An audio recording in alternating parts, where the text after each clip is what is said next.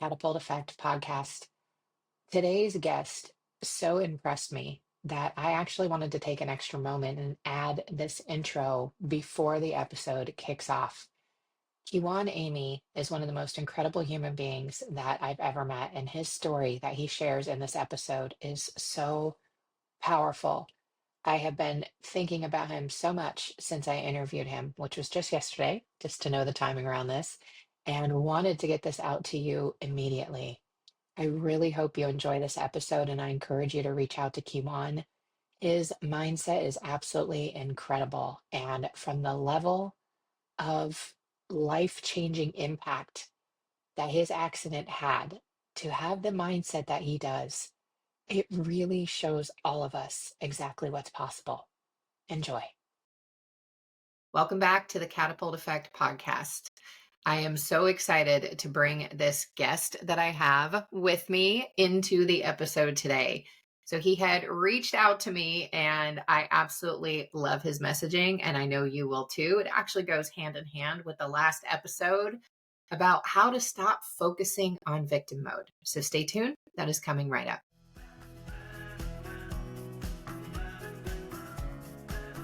Welcome to the Catapult Effect, a podcast where professionals like you turn challenges into opportunities for extraordinary growth. If you're tired of struggling, feeling lost, and ready to catapult yourself into the best version of you, then you're in the right place. Here's your host, Katie Wrigley. Thank you again for joining me today. I have with me Kijuan Amey, who is a motivational speaker, Air Force veteran, and founder of Amey Motivation, LLC. Blinded in a 2017 accident, he inspires others through his story of resilience. With over 25 years of drumming, acting, and mentoring experience, Kijuan empowers audiences to overcome adversity and embrace their true potential. Welcome to the Catapult Effect podcast, Kijuan. I am so excited to have you on here today with me. Thank you for having me on here, especially to tell my story, because I feel everyone needs to hear it. And not just because it's me saying it, but because there's so much impact and things that can be taken away from it that can affect as well as benefit others. Absolutely, I agree. And that's exactly why I wanted to have you on here. You know, when we get a diagnosis or we have a horrific accident, and we'll dive into your story here in a moment, but it can be really easy to slip into that victim mode, and it stops us, it disempowers us, and it prevents us from really shifting into what's possible for ourselves.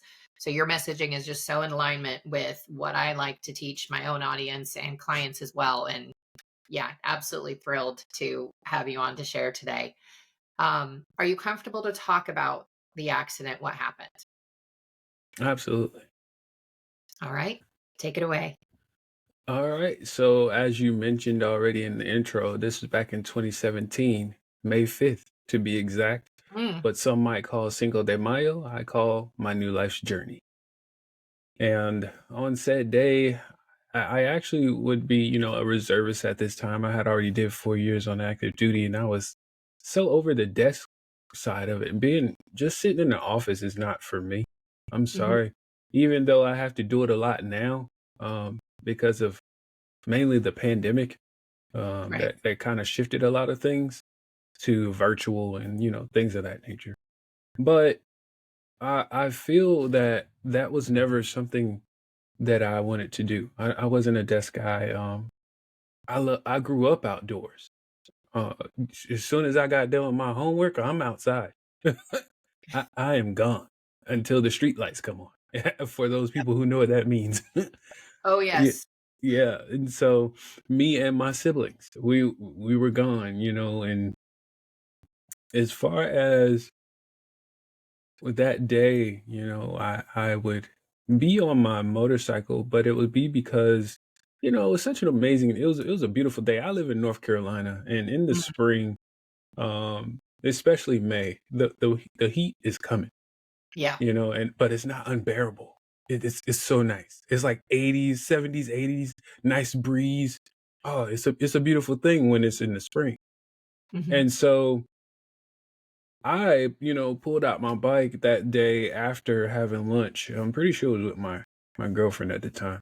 I went and picked her up for lunch at her job, but I didn't take her on the bike because I didn't want her to come back smelling like the motorcycle because she worked in IT, and I was wanted to be respectful to the cubicle climate. Right. Very kind of you. And so, yes, I am aware. That's one thing that the military taught me. And so anyway, I took her in my Dodge Charger, and I don't know if you're catching a theme here. There's speedy cars and bikes and stuff. But I was a gearhead even growing up as a kid. I could tell you at night which car was coming down the road Wow. by the lights on it. That's And impressive. so me and my brother used to play that game. Me and my oldest brother. What car is that? What car is that? But anyway, uh, I would go to, when I got back home anyway, I would go and get my motorcycle because I had to. Well, I wanted to take a nap, but it wasn't happening. My brain was still racing, uh, in the sense that I could not rest.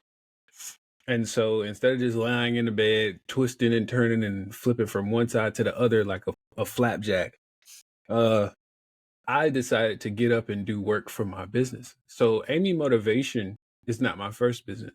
It's actually my second. Hmm. My first was Kiwi Enterprise. And this is where I would do website design and management, social media marketing, and photography for small businesses and those alike. And the reason I say those alike is because this day, particularly May 5th, 2017, I was actually going to take photos for a church that I was the website manager, master, whatever you want to call it, of, which would actually be my church. And so I was like, well, shoot, I'll go do that today since, I don't have much else to do. And I, jumped on the bike because it was right down the street. It was like maybe 10 minutes. The Hmm. church from my apartment is maybe 10 minutes. And the reason I say maybe is because when you get on the motorcycle, straightaways become shorter ways. Yeah. They become shorter ways. And so I get there, no problem, and I take these pictures, beautiful pictures. I had to update the website because it was just out of date. Well, I take those pictures and I'm like, I don't think I'm ready to take this bike home yet. I mean, literally, just to pull the bike out, just to put it right back up. I think the bike would even get mad at me for that. You know what I mean? It's almost like you neglected a kid and you play with them for just a couple minutes, then you go back to doing whatever you want to do. Yeah, no, they're upset. Oh yeah. And so that's how I felt. So I go on and I was like, where can I go to fulfill the need? And I said, oh, I know. I can go to the lake. And there's this lake here in North Carolina called Jordan Lake, Hmm. where I would always go and sit on this little, I guess you call it dog pier, whichever one you want to call it. But I would always go there. And this area particularly was free because I wasn't about to pay to go to the lake for a hot, literally like 30 minutes, Right. maybe an hour. I don't remember the time lapse because I kind of zone out when I go to that place. I meditate and do all my little, types of things there. But just to kind of get away and just still away. And I made it just fine. It's about a 30-minute ride from my church. And I made it just fine. But when it was time for me to go, and the reason I knew it was time for me to go is because a car would go flying by on the little freeway, highway, whatever you want to call it, there that was beside the lake Hmm. where I was positioned anyway, and that's Highway 751 in North Carolina. Hmm. It startled me because, like I told you, I was meditating, kind of zoned out, and I was like, "Oh wait, what time is it?" And so I look at my watch because I always wore a wristwatch when I was in the military just to keep track of time. That's a huge thing in the military, Oh yeah. knowing what time it is. And so I was like, "Oh shoot, I gotta go, get ready for work," because I had to work that night for the military too. And that was why I mentioned taking a nap earlier, because I Right. was going to, take the nap to go to work. Well, I took off on the bike and down 751 I go, back towards Durham. Uh, Mhm. so I'm like in between what we call Chatham County and Durham County, um, in where I'm riding right now. And again, I cannot stress this enough. Beautiful, gorgeous day. And I'm listening to music in my headset or helmet because I had a Bluetooth capability in it, and it could pair to my phone so I could listen to music, Mm. or even like if I need a GPS, answer the phone, whatever. So I'm listening to music at this point, and I'm pretty sure I was listening to some Bruno Mars Nice. because yeah, oh yeah, because that's when that was around the time that 24 Karat Magic CD came out. Mhm. Top charter. Yeah. Very much so popular, okay? And so here I am riding down the street, listening to music, feeling amazing on this bike. You know, I'd only been riding for about 3 years, by the way. Mhm. That would be my third year riding. Um, and so it wasn't like I was, super experienced or nothing like that. I grew up riding dirt bikes, but again, this was literally on dirt, not in the street, you know. Right, right, very So, different. so I know how to ride, but now we're talking about street bikes.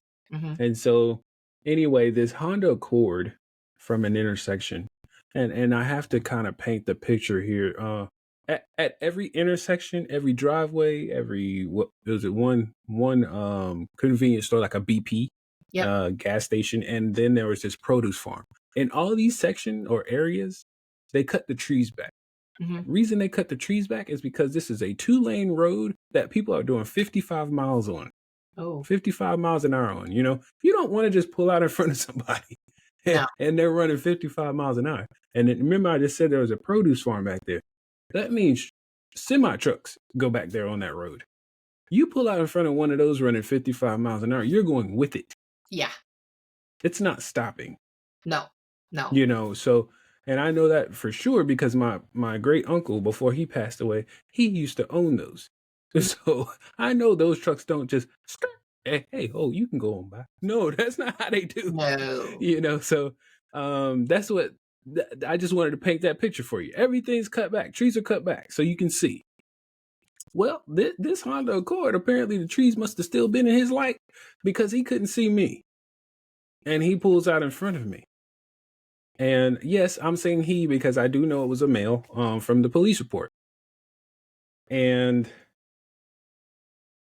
I tell everybody I had 3 options. I could go right and go into the trees before I even made it to him. Yep. I could go left and go into oncoming traffic. I don't want to No. do that. Or I could do what my body ended up doing. And that was freezing up and hitting him. Oof. Because when you go through these motorcycle courses, which I did, I took them because in the military, if you got in an accident, they didn't have to be liable to pay your bills. Oh, wow. Yeah. If you didn't take these courses, because they had to sign off on all this stuff. Right. These are now considered high risk activities. Mhm. So you had to do all the class and safety stuff for it. So anyway, um, in these motorcycle courses, when you're doing all these little stunts and learning how to divvy and dabble and jank to the right, you're doing like parking lot speed. Right. Tell me in what parking lot you went 55 miles an hour. Just the giant one when my parents were teaching us how to drive in snow, where and But I don't think but we even got to 55. We I got was about to right say, enough so we but could were lose the you wheel. doing 55? I Probably doubt not it. 55. No, not if we're learning to drive in the snow. So, Because right. your So parents would have reaction been like, time is greatly reduced with what yeah, and you had enough time to go, okay, option right into the trees. That's not going to end well. Option left into oncoming traffic. That's going to end even less well. It's best to just keep yes. going this path and hope that I make it out. Yeah, so my brain took control of my body, which Mhm. froze me up. I mean, I couldn't do nothing about it. Oh, yeah. So here I am. And again, upon impact, I remember nothing. Right. So everything I tell you from here on out is from police reports, from people who were at the scene of the crime, or scene of the accident. I call it a crime because this is a crime to me. But the scene Yeah. of the accident, because there were two cars behind this guy at the same intersection, get ready to use that area, and they said on the police report they saw me coming. They don't know why he didn't. Oh, I'm getting chills. Oh, Yeah, yeah. So this just made it worse. yeah. You know what I mean? Because that means you're distracted now, Yep. and from what I really don't want to know. I can only guess. Right. But anywho, you know, I'm now in a hospital. Had to be life flighted Mm. because that's the only way. Literally, probably the only way I was going to make it out that thing. Because I'm nowhere near a hospital where I was. I'm literally in some woods somewhere. Oh, And because when I say it's a highway with only 2 lanes, you tell me a highway with 2 lanes that's like close to a lot of stuff. not in the Durham Raleigh area, not at No, all. no, no, No, no, no, no. you've got 4 to 6 lanes when you're going through there, like, you got in Exactly. each direction. Exactly. Yeah, And yeah. so they had to get the helicopter in there to even give me a chance. Ugh. Um, that was about 2 p.m. that day. And my family would not know until 10 p.m. that night that I was in the ICU in critical condition. Oh my gosh. Reason I have to say this, the reason that happened is because, and I need everybody to understand this, hear it clearly, and please adhere to what I'm gonna get ready to say. I and military members alike can keep their address if they're in the same state. I think it is, keep the address that they previously were at and not be required to change it. And as far as like safety situations, Right. so you don't know where I am if you were to find my stuff. Understood. Mhm. Now, what that did for my accident though, I lived in Durham. My license showed that I lived in Goldsboro. Uh-oh. Well, I don't know about anybody listening, but Goldsboro to Durham is an hour and 15 minutes one way. Wow. So they are now looking for people to know me in Goldsboro, an hour and 15 minutes away from the scene of the crime. Well, guess what happens when you don't see anybody there or know anybody that knows me there? Yeah. Thankfully, that's where the base was. The base is in Goldsboro. And literally the address that I used to live at, you can see the flight line to the base through the trees. Thankfully. And also in my wallet, I had my military ID, but thankfully you could see all that stuff. So I was very close to that base. So they probably, put two and two together and said, well, he's probably at this Air Force base that's right here by Yep. this location. And they would, I think I'm actually more appreciative of it that way, that it happened that way, because they would find out that I was in the accident instead of being like, well, where is Kijuan? Why is he not here? Because like I told you, I had to work. Right. So with the officer going there, blah, blah, blah, he found out that it was the base that I was assigned to. Mhm. Anyway, my chain of command would then reach out to my family. Oh, man. Yeah. And you have children? No, I have animals, but Okay. Well, just imagine any loved one and you receive a phone call while you're shopping, grocery shopping, mm, uh, at 10 o'clock at night with your spouse, and it's saying your child, your loved one, whoever that's very, very close to you is in critical condition at the hospital. oh god, I'm getting full body chills again, Kiwan. Yeah, Oof. this is Awful. what happened. Oh, This the is what poor would happen. parents. And I write about all this stuff in my book. So I won't go too heavy into it, because it is in the book. My book, Don't Focus on Why Me, From Motorcycle Accident to Miracle. It is in that book. And I do go a little bit further into the details of how all that stuff unfolded. But just imagine a mother getting that phone call that her child was in an accident like that. Mm, It's almost like she just went blank yeah. because she took off running, first off. And my stepdad was like, "Wait, where are you going?" And he has no idea. All he knows is she answered the phone, said hello, Bob, yes, that's my son. Okay, she took off running. Yeah. Wait, Oh wait, my where we God. going? And so it was such a moment of disbelief. You don't want it to be real. I mean, to this day, there are moments. I still go to mental therapy, all these different things.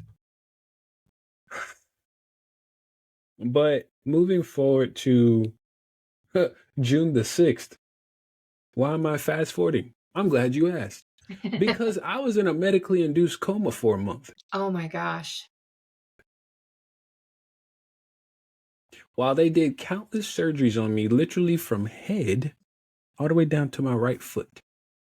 Wow. In every section of my body, from head to midsection to both legs and my right foot. Yes. You lost 32 days of your life. Yeah, only things I did not have surgery on were my arms and my hands. That's it. That's incredible that any part of you, I mean, you're impacting with a sedan at 55 miles an hour without any time to stop.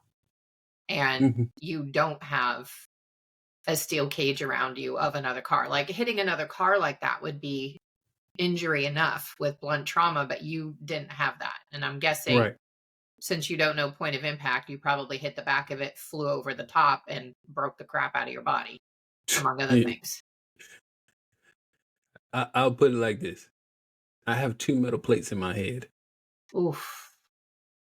and that's to reconstruct my face because it was crushed in. And I Oh. had on a full face helmet. Oof. Ooh. So, yes, it was really, really bad. The fact that I'm even talking to you, because people thought all the physical therapists, the doctors, every day, they thought once I came out of that coma, there wasn't going to be any much communication. They didn't think there was going to be much communication. They thought it was going to be, well, you're just going to have to take care of him for the rest of your life. You'll probably have to feed him, do whatever you can. Hey, man, I'm doing everything that I can without eyesight. The only things I wish I could, be running and jumping and doing is getting in the car. I'll tell you right now, I wish I could go jump in a car right now and go refuel those airplanes like I used to in the Air Force. Because that's what I did in the military. I was an in-flight refueling specialist, which means you refuel planes in midair. Oh, how cool. Yes. Yes. So can you imagine how devastating this blow was to me? I can't see these amazingly cool things that I used to do and used to be. I took so much. I don't know if pride is the correct word, but I definitely took honor and commitment, dedication into all that I was doing in the military Right. and outside of the military as well with the business. But it was,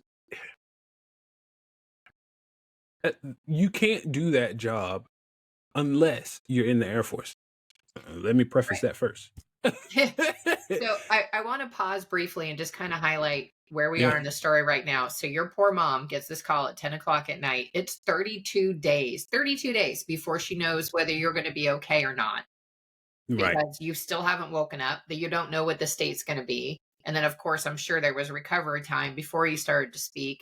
And not to mention how amazing, I would not have known had you not said it, that speech was impacted. And from the work I do with cognitive movement, I get the amount of work that you've done. It is absolutely incredible that there's no sign in your voice that would have never been that never would have been on my list of things to guess had been infected, even though, smashing in your face, it would make sense. And I'm guessing that's what took your eyesight as well. But then you had this career in the military, you're doing stuff for the church, you're enjoying your girlfriend, you're enjoying biking, like all these things that depend on vision to do, and they're all taken away from you. Not to mention missing 32 days of your life.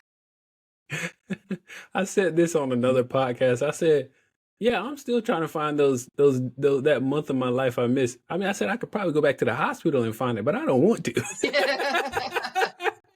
Right? Yeah, those would have I'm been sure painful days. it's in those medical records that says, oh, you were in surgery at this point in time, you were in surgery at this point in time. I don't want to find it. Wow.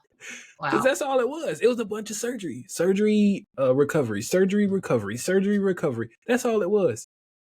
The whole month. Wow.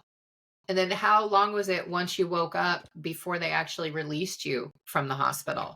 Another month. Oh my gosh. So July 7th was my discharge date. Now, if you're a betting person, let's do some numbers here. May 5th, 5-5. June 6th was the day I woke up, 6-6. July 7th was the day I got discharged, 7-7. Ooh. Yeah. Wow. I can't make this stuff up. Dang. And my birthday, are you ready for this? November 22nd, 11/22. Repetitive numbers are a thing for you, Kijuan. Dang. Apparently. Yeah. Wow. That's. Oh, and by the way, today, right now, as I speak, I'm 33. Oh my gosh. I'm just saying. You know, so if you're a betting person, all I'm missing is 4-4 right now to fill in that gap. So, yeah. Wow. And so that means, okay, so if you're 33 now, that means that you were 7 years ago, you were only 26. 25. 25. It'll be 8 years tomorrow. I mean, Jesus, not tomorrow, next month. Oh gosh, yeah, I'm in the wrong. Yeah. Oh, yeah. Sorry. Yeah. 20. No, it's okay. It's okay. Wow. Next month will make it 8 years. Yeah, and that's another piece of the enormity of the accident is like how many 25-year-olds do you know that have their life changed that drastically on a whim? Mm-hmm. Like, let alone turning it from the why me into major resilience and being able to craft another business around your level of resilience and what you've learned. So how did you start to come back, and how did you shift from why me into what you're doing now, and not feeling sorry for yourself at all, and instead using what you learned to help motivate other people? I got 3 things that I can give you. First one, my faith, because I am a believer. That I truly believe if it wasn't for my faith, I would not be here. Because when I tell you every doctor that worked on me didn't count me in, it was like a knockout punch is what they thought this was. We're in the ring. He is out cold. That's it. Go ahead and count him out. And I know this because I spoke to one of them face to face. As a follow-up appointment, this was after after I got discharged from the hospital. This was not while I was still in. This was going to a clinic and seeing them. This was the doctor who did my spinal cord surgery. Okay. When he came into the office, he said, he had a student with him first off. He said, wow. And I was like, what happened? And I was looking around the room. I'm like, what happened? He said, I didn't expect you to be sitting up on this bed. I was like, well, what did you expect? He's like, I honestly thought you were going to be in a wheelchair. And I said, huh. I said, well, I'll do you one better. And he's like, well, what's that? I said, you want me to stand up for you? Listen, when I tell you I broke both of my legs to include my femur, that's the largest bone in your body, which is in your thigh. Hardest one to break, too. Exactly. I broke that. So it snapped it completely in half to the point where it was out of my leg. Oh, compound fracture. Yes. Oh. Ooh, I used to skydive, so I'm very familiar with gnarly, high impact Yes. injuries. So when I tell you this, man, when I stood up, I said, "Doo, doo, doo, doo." Superman. And I stuck my chest out, and he was like, "Wow." You know, but it's that, and then you have my support system, my family, friends, everybody that came. Listen, when I tell you so many people that was coming to see me at that hospital, that literally the hospital, the people on staff were like, "This is crazy. Like we've never seen someone have so much support. Like it's always like every day and all throughout the day, not just in the morning, not just in the middle of the day, even through the night they come visit him." Mm. They were talking about it. Like literally I was a topic of conversation, not just because of my accident. Trust me, they remembered me because of the accident, Right. because I did go back and revisit. I did go back and revisit after my accident. Like I got discharged. I went back to revisit because there were a couple people I was just a little bit nasty to when I was in the hospital, and I wanted to go and apologize. Oh, And so uh, when I went back on that floor, that seventh floor, that was the rehab floor. I don't know if it still is, but it was the seventh floor when I was there. When I went back on that floor and I got off that elevator, and as I was walking toward that desk, somebody's like, "Oh," and I was like, "What the heck just happened?" My mom said she remembers you. I was like, "Oh, who is it?" And she said their name. I was like, "I don't know her by name." I was like, "I guess she was the one that was always at the desk when I would call." She was like, "Probably." And she was like, "Oh my God, you look amazing." And I was like, "Well, thank you." I go to the gym. No. And she was like, "Oh, you're still that same funny person that you were." And I was like, "Yeah." And speaking of being funny, I want to come and say hello to some people that I was here with last. And she was like, "Who are you talking about?" And I told her physical therapist, the occupational therapist, the head nurse. Like I wanted to talk to all of them. And she was like, "Well, the head nurse, I can't remember his name, Abu, I think it was. mhm. He wasn't there. That was his day off. That was the only reason he wasn't there. And then the guy who was my occupational therapist, I came on the perfect week because the next week he was going to be retiring. Oh, So wow. it was like perfect timing. Yeah. And so anywho, she's like, "I'll be back." And she runs and grabs everybody that I was there with.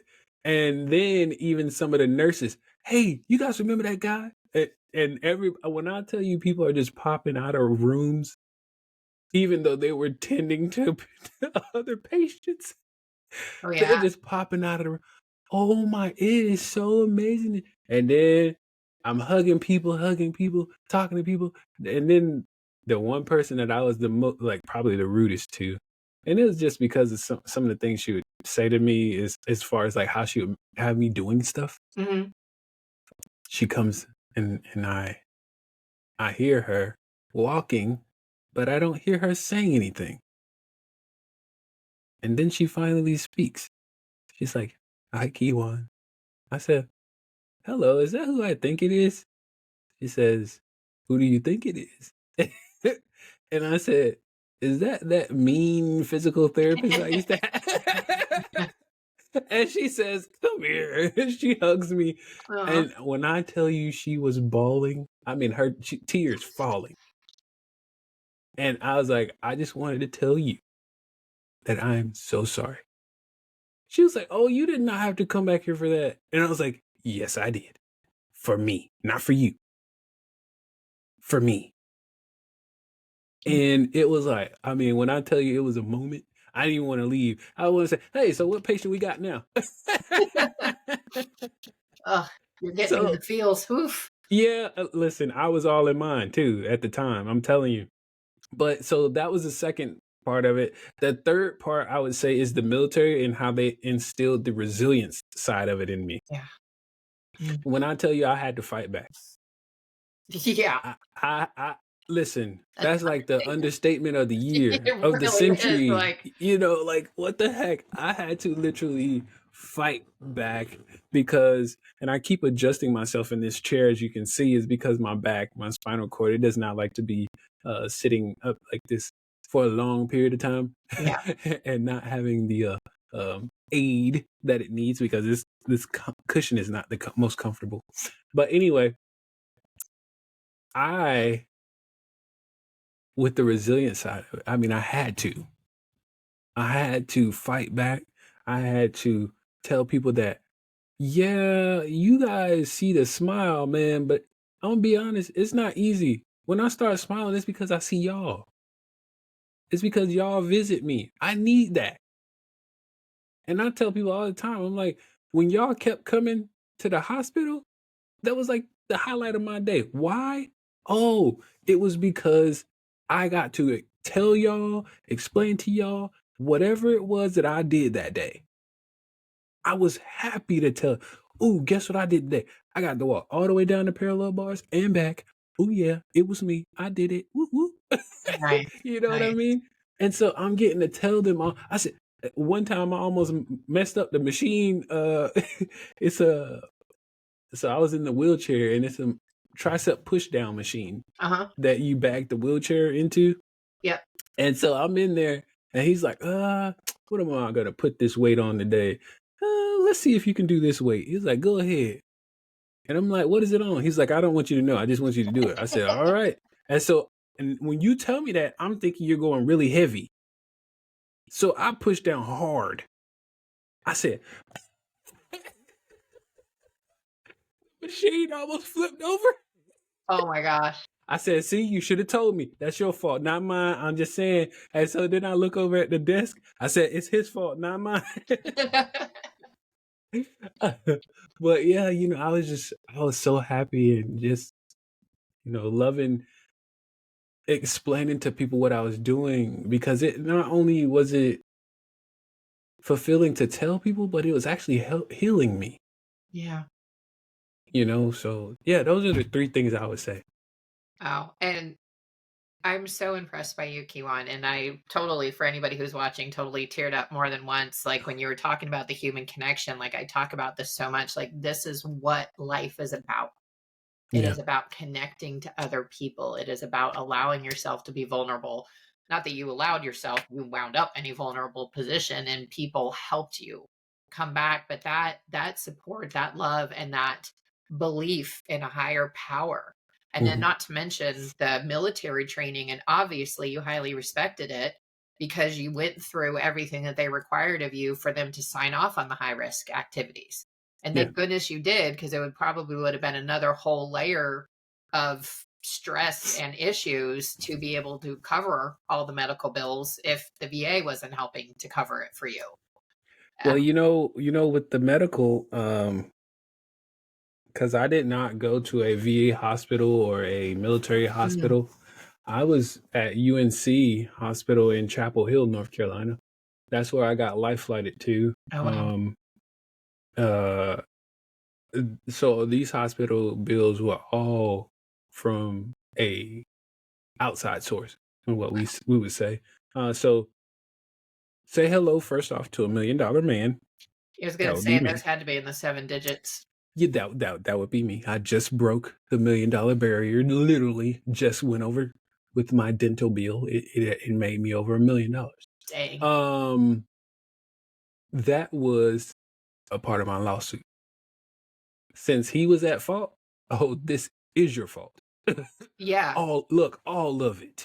You Right. will accept all responsibility, sir. And so yeah, that was part of it, and thankfully so, because I mean, yeah, I got insurance money, but I'm like, to me, that's not enough. You just like he completely changed my life. Yeah. I feel like he owes me a house. Yeah. The medical bills are just part of it. You're right. Like Yeah. he completely altered the course of your life that day by not paying attention and cutting you off in traffic and not giving you a chance to. And if two other cars were behind him to be able to see, Hmm. like clearly he just wasn't all there. complete neglect. Yeah, and that someone should be held accountable for that because it's not like you skinned your knee. It's not No. like you got up and raged at him. You were down for the count in a hospital for 2 months, one of it in a coma. And how many years of rehab did it take you? And I'm guessing, like, I'm assuming that you're probably still doing physical therapy at this point to continue to strengthen the body, no? Wow. My physical therapy is more of a, I guess you could say, um, me just wanting to be strong. I Nice. go to the gym on my own. I don't do physical therapy Oh, anymore. I'm so impressed. I'm even more Yeah, impressed. it I finished the physical therapy like my first year. Wow. I was back walking on my own without even a support cane. I keep forgetting that. Hold on, let me think. So June, July, August, September, October, 5 months Wow. without a support cane. Wow. Yeah, I mean, don't get me wrong. I had a mean limp, but I was still on my own. Yep. Hey, that matters. That It matters. does, it does, and the other thing is, I I wasn't taking this easy. Like I knew the uphill battle that I faced. Right. So it wasn't like "Nah, I don't feel like doing this today." No, no, no. I'm doing it. I'll give you a prime example. I don't know why or where this fever came from, but my physical therapist this is when I was doing in-home health therapy at this point. My physical therapist came that day and I just did not feel right for some reason. I didn't know why because, I hadn't talked to him yet or seen him yet. So when he finally did get there, I think he got there about 10 a.m., somewhere around there. Yeah, 9 or 10 in the morning is usually when he used to come. And so he comes in the room and he's like, "Hey man, what's going on? You usually, got a little bit more going on here than what I see right now as far as being dressed." Mhm. And I said, "I don't know, man. I just feel weird." And I couldn't muster up the energy. He said, "Okay, well, lay down because I don't want you, since you don't have the energy, I don't need you sitting up right now." I said, "Okay." So I laid back down. He did the vital signs. They took my blood pressure. Blood pressure was fine. Then he took my temperature and it was higher than normal. I said, "Huh?" And so he was like, "Let me," he said, "Let me take it one more time." I said, "Okay." And so he took it again, same number. It wasn't like 100, it was like 99 something. Mhm. And so he's like, "I've never had your temperature be that high. It's always at 98.6. So like you're like the perfect human almost." Every time I come in here, it's always the same. So the fact that it's at 99 point anything, I don't like that. Right. And he's like, "I think we're gonna call it a day." I said, "Wait, what? We're gonna do what?" He's like, "Yeah, man, I can't because I don't want anything to happen to you, first off. And secondly, I wouldn't feel comfortable." Yep. And so when I tell you I was upset because of a fever, like you don't understand when it comes to me working out. Oh my gosh, that is my favorite thing to do. Right. Like, I don't know. Whenever something affects my workout, whether it got canceled due to anything, even if I'm hurt, some way, somehow, if I'm hurt, I have to make that sound decision, Mhm. wise decision to cancel. It bothers me because I feel like, man, I think you could do it. I feel like you could press through. But at the same sense, you gotta be like, "Hey man, if you don't cut it out, we ain't gonna be able to work out." Yep. Yep. Oh, man. you know. So yeah, I had to make an adult decision to be like, okay, whatever. I guess. This has been so amazing. Thank you for sharing your story. And we'll make sure we have all the links in the show notes so that people can follow you, reach out to you. There's so much that you can teach people about resilience.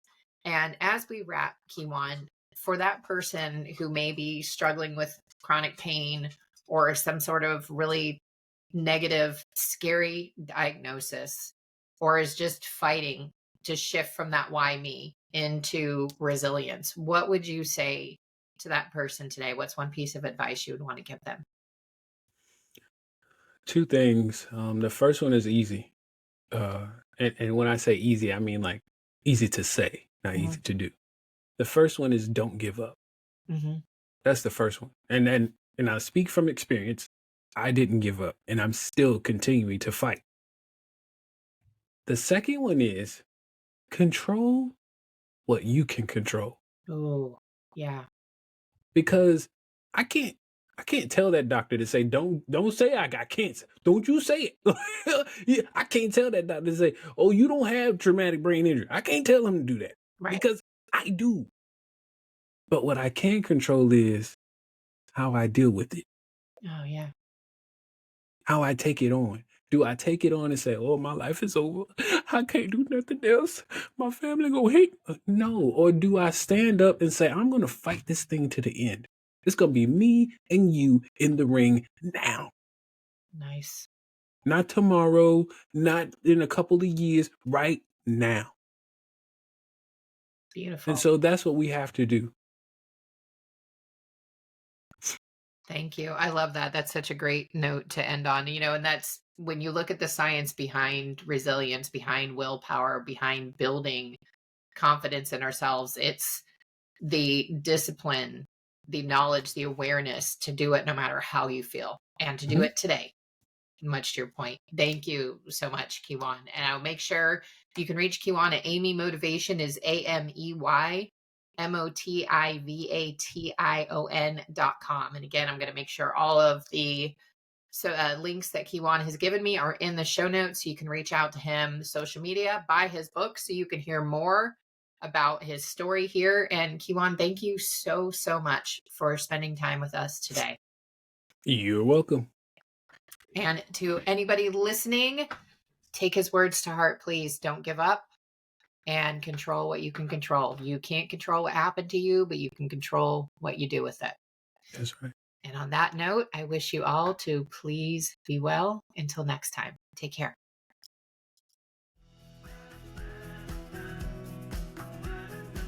Thank you for joining us today. If you enjoyed this episode, please share it with a friend and leave a 5-star review, which helps grow the podcast and reach others just like you. While you're at it, connect with Katie on social media. You can find her on LinkedIn, TikTok, Facebook, and Instagram as @CoachKTDubs. That's CoachKTDubs. This has been the Catapult Effect with Katie Wrigley. Thanks for listening.